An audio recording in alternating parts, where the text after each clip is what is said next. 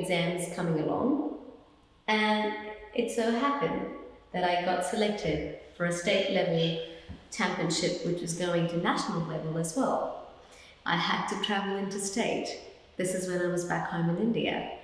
And my mum accompanied me, but she wasn't a professional in doing dance makeup, and those were the times where, you know, you didn't spend too much on a makeup artist or something to put on your makeup when you're going for a competition.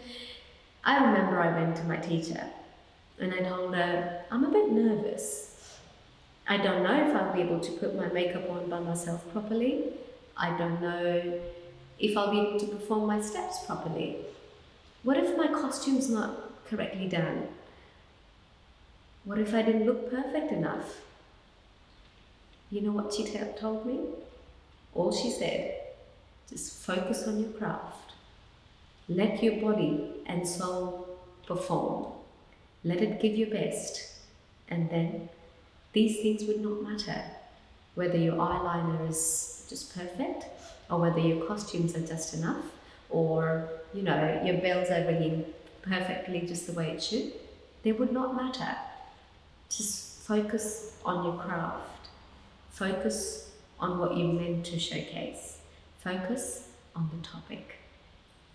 Hello, my name's Aarti Bajaj, and I will be talking to you about Indian classical and contemporary dancing.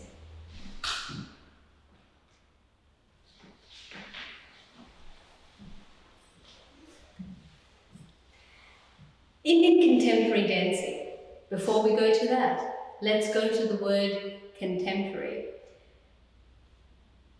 It's breaking out of norms, breaking out of usual formulas, breaking out of one way of storytelling. It's, the way I describe it, is 2 plus 2 normally makes 4.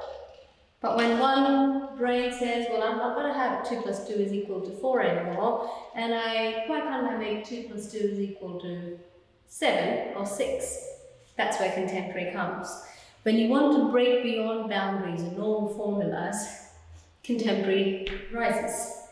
But before you go to contemporary, it's important for one to understand the basics, which means the classical. That's where the classical comes, and how equally important it is for a creative mind both to learn the classical and the contemporary. So the classical teaches you the discipline, the normal norms of 2 plus 2 is equal to 4, whereas contemporary teaches you, well, okay, my brain has understood that 2 plus 2 is equal to 4, I'm going to make 2 plus 2 is equal to 5 or 6. But when you know that 2 plus 2 traditionally makes 4, when you go out in that new realm of creating something completely different, you wouldn't go berserk and make 2 plus 2 is equal to 20, because you know how much or how important or how far your limits are to make 2 plus 2 is equal to whatever. That's what I do, or I tell my students or anyone who I teach, Indian classical or contemporary, that it's very important for your brain, your body, to understand the norms and the discipline of classical, whichever dance form you do. And then once you've understood, you can never learn it all, but once you've understood, and then let your brain thrive with this contemporary ideas of creativity. And as the word says, contemporary means modern. It has no norms, it has no boundaries, and you can do pretty much whatever you know and whatever you want to do with that thought. When I describe Indian contemporary, again, contemporary rose that 20th century where there came a phase where people weren't ready to just limit their creativity to one box.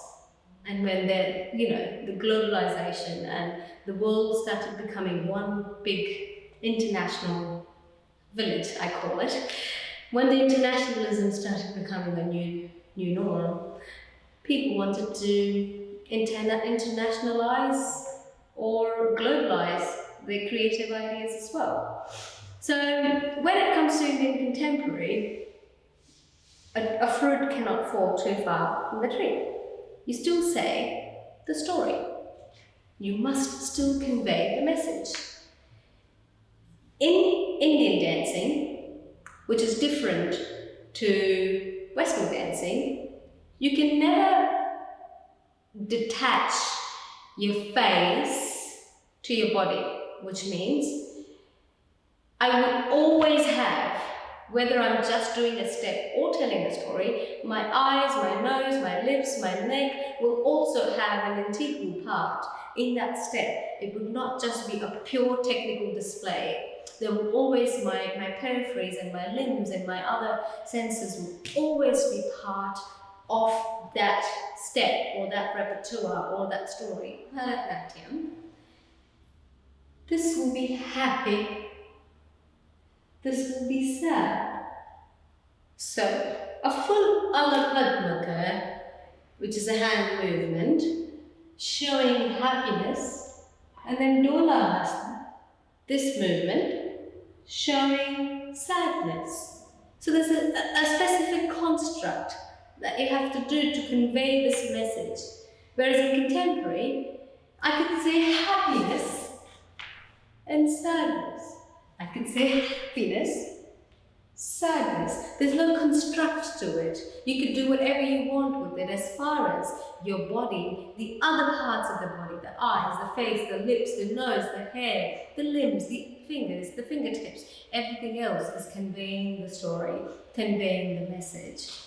So when I construct a contemporary move or a contemporary piece, I always remember how I would have used this expression in my classical pattern, and then what parts of that classical pattern needs a bit more exaggeration or a bit more liberty. So not hating the classical pattern or not disliking the pattern, but maybe there is an expression. Maybe I just don't want to show my happiness just this much and sadness just this much. I want to show my happiness more than that, which means there's beautiful breeze and I can sense everything on every part of my body, and I saw you and it just, the excitement was so much. If I want to show all of that, why should I just constrict it to this one pattern? Therefore, I feel this emotion needs to be explored a little bit more. Hence, I would use that little construct. I'm going to explore it a bit more in contemporary fashion. Similarly is with the, let's say, I'm very angry with you, okay, in a classical manner.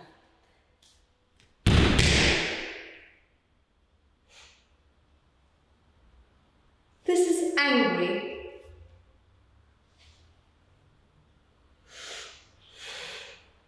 In classical, but in contemporary, I can bring pots and pans. I can do whatever I want, which means I could just tear my clothes. I can pull my hair around. I can just be really bad.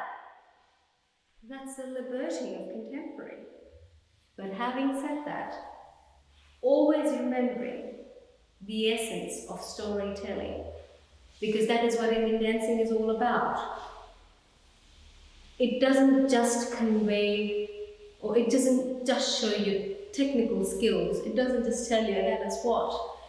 I guess my teacher meant when I was 8 years old that dance gets better with age, which means my back bends and splits might not be the perfect when I turn 40 compared to someone who is a 10-year-old, but I will have the meaning of why I did that back bend. Maybe I just did that back bend to hold the hand of my love, or I did a split to reach out to him. So all of this meaning will get better with age because I will learn to understand that expression. And that is what dancing is all about, and that is what contemporary is, not limiting your expressions to one box. You get the liberty, you get the wings to change your own formulas. 2 + 2 is no more needed to be 4, but also still knowing how far your wings can be spread, only when your brain's been logically trained by classical. So let's explore an expression of complaining, jealousy, sadness in classical in Bharatanatyam versus a contemporary style. So there's a repertoire or a dance piece called Shabdam in Bharatanatyam, and one of the Shabdams is where the dancer or the lover says to her husband, I remember those times.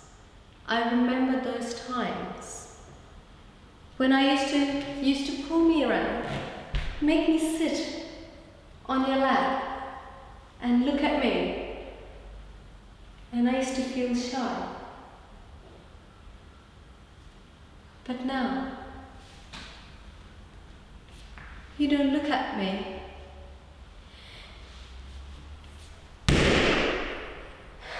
And my heart breaks, and it's in pain. What should I do? Please tell me. Oh, my dear husband. So this is the story, or the expression, that the wife wants to tell the husband how in those beautiful times you used to hold me closer, make me sit next to you, look at me with love, and I used to shy around. And now, where has that love gone? And when I don't see that, my heart's in pain, and it aches. Please tell me, what should I do? My husband. This is a construct of a classical way of saying something. Let's keep this expression itself, let's keep this emotion it's a bit more at the deeper level. What's even underlying, what's beneath these just words? How can we free the wife's anger a bit more? How can we bring those memories that she has from the past a bit more vividly? How is it possible? Let's do and let's try. There is no set choreography. But we just make sure that we still remember those emotions, those expressions. Yeah. One is her beautiful memories, which are very vividly present in her beautiful space memories in her brain, and the present, where she's really intensely missing those moments. And this distance is killing her, making her angry, making her agitated. How is she going to use her body now to showcase that? So let's just try, yeah? So beautiful memories when we were out together, how we held each other closely, looked in each other's eyes, and how I curled in your embracement. But now, you don't even look at me. My within is breaking. What have I done to get this pain? Tell me, what have I done to get this pain? Just a random exploration of that expression in a contemporary style.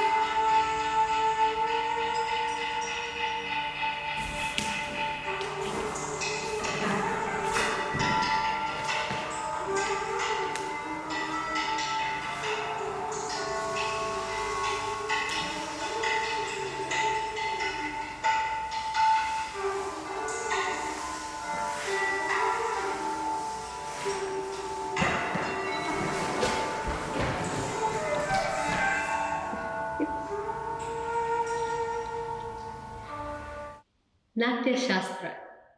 It's a text that is like a Bible, the main source for any Indian classical dance form.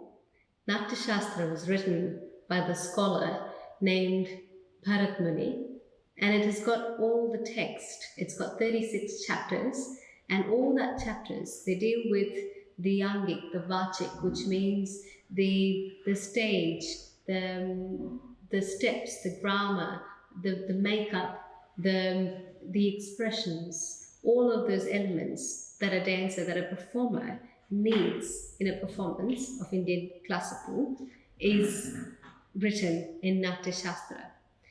One of the most important elements of Indian classical dancing is Navrasa, which is 9 expressions. It is said that for any living being, 9 expressions is something that we imbibe within, and in order to express or tell or portray an emotion or a story, you use one of these 9 expressions.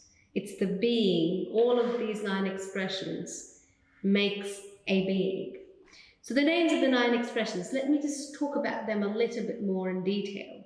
So the 9 expressions, the Navrasas of life and of Indian classical dancing. The first one is Shringar Ras. Shringar, love, romance, passion. It's called as the king of expressions. I will explain it a bit more in detail. Let's go to the second expression. The second expression is Hasyaras, which means laughter, joy. The third expression is Raudraras, which means anger, fury. The fourth one is Karuna. Karuna means compassion, mercy. The fifth one is Bibhatsya. Bibhatsya means disgust, aversion. The next one, the sixth one, is Bhayanak. It is, which means horror, which means terror. The eighth ras, or the eighth expression, is Veer ras, which means heroism, pride. And the ninth one is Adbhut, amazement, amusement. You don't understand, something beyond this realm. So out of all these 9 expressions that we just spoke about, my favorite, and also it is called as the king of the expressions, is Shringar Ras, the expression of love. Now love itself can't just be one type of love or love. It has so many other attributes to it, so many different types of love. Love can be someone you be with together. Love could be longing. Love could be jealousy. Love could be the pain of being separated from someone. All of these angs, or all of these different, the little various components of love, all of this fall under the Shringar Ras. I still remember 13, 14 years old, and my teacher, when she was teaching us about the rasas, the 9 expressions, and when she was showing the different gestures or different expressions, I just looked at her and I thought, maybe it's not something that I can ever do, because she was so beautiful. She was so expressive. And, the curious mind just wanted to ask, and I said, how is it possible for you to make your expression so convincing? And the thing that my teacher told me, which I will always remember, and I'd like to give it to you guys as well, is an expression, when only done with body, is only a superficial layer. It's just a technique. So if I am angry, and if I just do this, where I'm widening my eyes, moving my eyelids, frowning my head, clenching my teeth, all of this is just the physical attributes of it. But when I think of that anger from within, those physical attributes suddenly gain a life. And when you bring that life into your physical attributes or your physical components and put it on your stage for your audience, it transcends, it gets through. You know how when someone's watching a movie or a show and a scene is happening on the stage or on the screen, and we as audience start crying, it's not just because of the physical movement of the artist that made that audience or the viewer feel it. It was something that the artist felt it, grew it, brought it outside through their expressions or body as as a tool. And when this body felt it and it transcended to the audience, it then goes and creates a life of its own.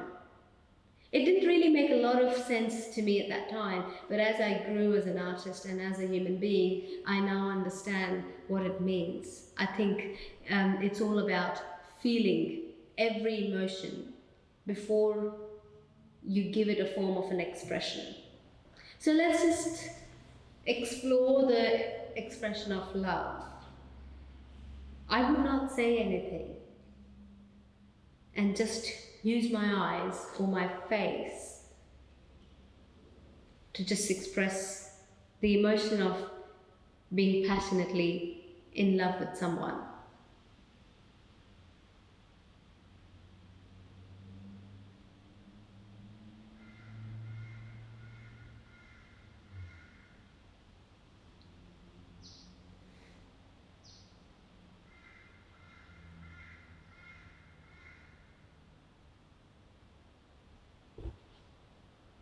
And now this loved one is not near me. I think of him, the beautiful times that we were together.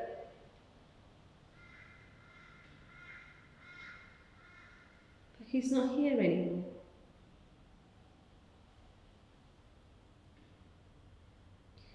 And I feel the pain of separation, the longing. I don't know when he's going to come back, or will he ever come back?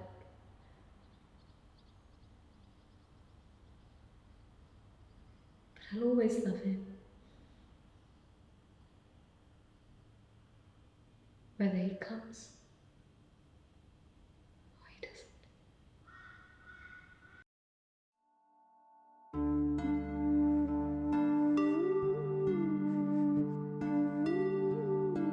With any forms or art in itself is for everyone out there who believes in creativity or artists. I would just like to say, we can't keep this beautiful structure, beautiful construct of things and ideas and emotions into boxes of caste, color, creed, religion, origin, geography. The world has become an international village. We're all internationalists. We have started exploring different tastes and food and clothing from all over the world. It's about time that we start merging. It's about time we start collaborating the ideas. There's so much out there that we as artists can work together in collaborations with the ideas and expressions that can not only just develop and nourish and build the world of arts as a whole, but also to humanity in today's time, especially today in the times of these global health crises. If we've learned one thing, that is that the entire unit of this universe, of this earth, is one. We're all connected, we're all one. So my takeaway and my giveaway and my only ambition with the arts is that we break these boundaries of these geographical constructs and become this international artists who are ready to explore ideas and get into our areas of out of comfort zone, and let's explore each other, let's explore arts together.